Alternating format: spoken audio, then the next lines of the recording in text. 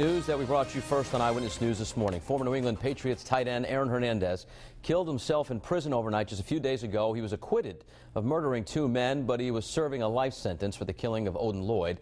This new development is going to have some implications. We're covering every angle of what could be coming next. Julianne Pixoto is in Bristol County talking to corrections officials about the case. But first, Eyewitness News reporter Jared Kleiner live at the prison where Hernandez was being held.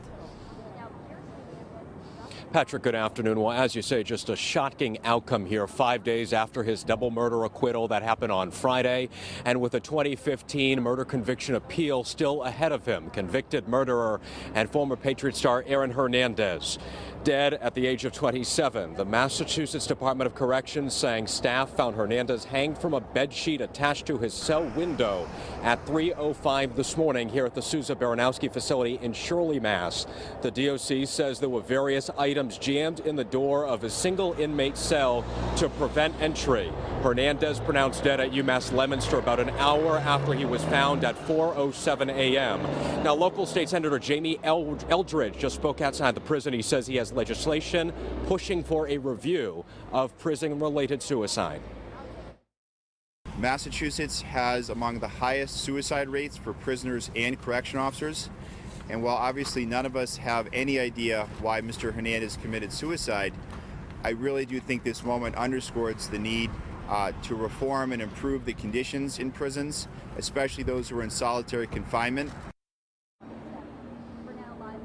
So among the questions swirling today, one of the more prominent ones is what happens to Aaron Hernandez's 25 murder conviction, which again had appeal forthcoming before the Massachusetts Supreme Judicial Court. Well, there is precedent here in Massachusetts that if a defendant dies post-conviction but before his or her appeal is heard by an appeals court, that conviction is vacated. In fact, that is what happened to Father John Gagan, who was housed here at Sousa Baranowski when he was beaten to death by a fellow inmate in 2003.